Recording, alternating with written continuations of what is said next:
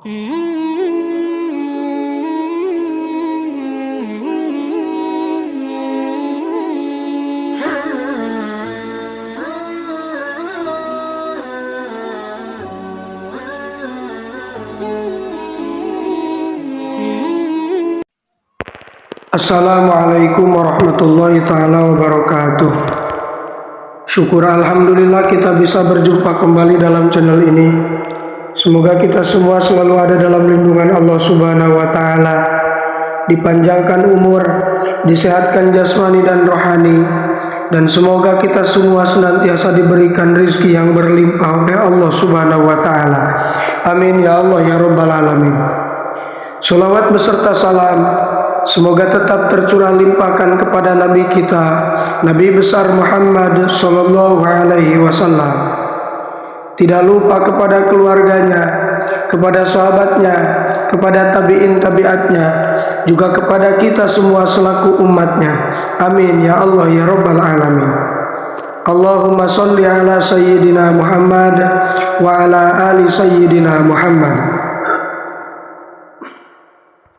Hadirin sahabat beriman yang dirahmati Allah, keistimewaan sholat tahajud sangatlah begitu banyak disebutkan oleh Allah di dalam Al-Quran surat Al-Isra,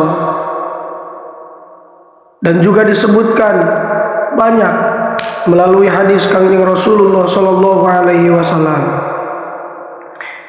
Namun dibalik banyaknya keistimewaannya, ada satu kisah tentang seorang ahli tahajud yang justru merugi dan tidak termasuk golongan orang-orang yang dicintai oleh Allah. Siapakah dia? Dialah yang bernama Abu bin Hashim. Lantas, apa penyebabnya seorang Abu bin Hashim yang senantiasa melaksanakan sholat tahajud di dalam hidupnya, tapi dia tidak termasuk golongan orang-orang yang dicintai oleh Allah? Apa penyebabnya? Hadirin sahabat beriman yang dirahmati Allah, dalam kesempatan kali ini saya akan menceritakan satu kisah tentang seorang yang ahli tahajud, namun dia tidak termasuk orang-orang dalam golongan orang yang dicintai oleh Allah. Hadirin sahabat beriman yang dirahmati Allah, Abu bin Hashim adalah orang yang sangat rajin melaksanakan sholat tahajud. Ia melakukan sholat tahajud di setiap malam selama 20 tahun dan tidak pernah meninggalkannya. Suatu hari saat ia hendak mengambil air wudhu, ada sesuatu yang membuatnya terkejut. Ia melihat ada sosok yang duduk di depan pekarangannya. Lalu Abu bin Hashim bertanya kepada orang tersebut, "Wahai hamba Allah, siapakah engkau?" Orang tersebut tersenyum lalu berkata, "Saya adalah malaikat utusan Allah." Lalu Abu bin Hashim bertanya kembali, "Apa yang kamu lakukan di sini?" Lantas malaikat tersebut menjawab, "Saya memberitahu untuk menemukanmu pelayan Allah. Saya diberitahu untuk menemukanmu pelayan Allah." Lantas Abu bin Hashim melihat malaikat memegang buku yang cukup tebal. Ia pun bertanya, "Wahai malaikat, buku apa yang sedang kamu pegang?" Malaikat lalu menjawab, "Ini adalah koleksi nama-nama kekasih Allah atau catatan orang-orang yang termasuk ke dalam golongan orang-orang yang dicintai oleh Allah."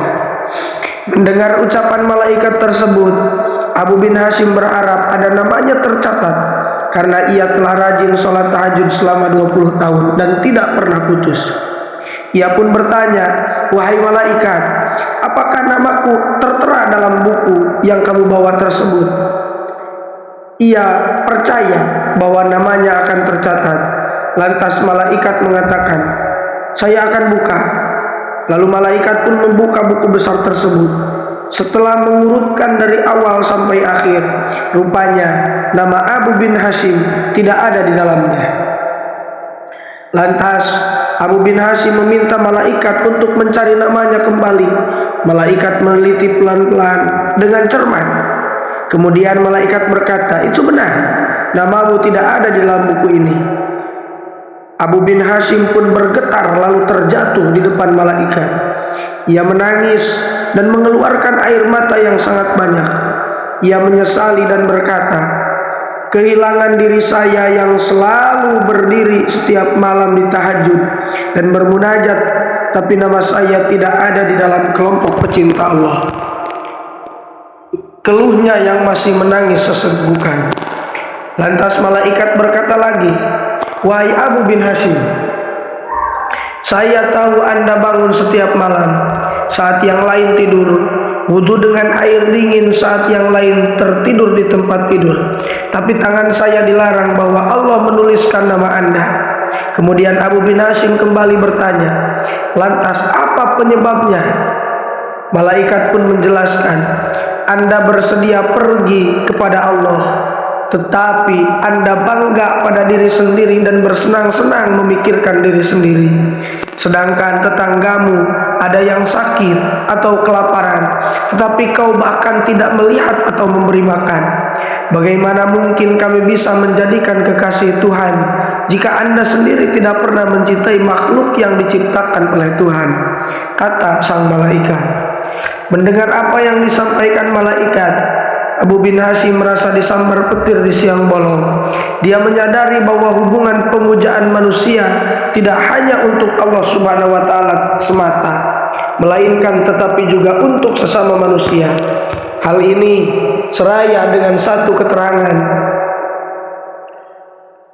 Rasulullah Shallallahu alaihi wasallam bersabda, "Irhamu man fil ardi yarhamukum man fis sama." Jika kita ingin tergolong orang-orang yang dicintai oleh Allah, bahkan oleh ahli-ahli atau makhluk-makhluk yang ada di langit, maka kata Rasulullah, sayangilah setiap makhluk yang berada di bumi. Oleh karena itu, hadirin sahabat beriman yang dirahmati Allah, alangkah baiknya ketika kita masih hidup, hati, pikiran, dan raga kita senantiasa menyayangi semua makhluk Allah tanpa terkecuali. Semoga dari kisah ini kita bisa mengambil pelajaran bahwa hubungan bukan hanya berhubungan kepada Allah semata, melainkan ada juga hubungan terhadap sesama makhluk atau sesama manusia yang disebut dengan hablum minan nas. Dan semoga apa yang saya sampaikan bermanfaat. Mohon maaf apabila terdapat kesalahan. Assalamualaikum warahmatullahi taala wabarakatuh.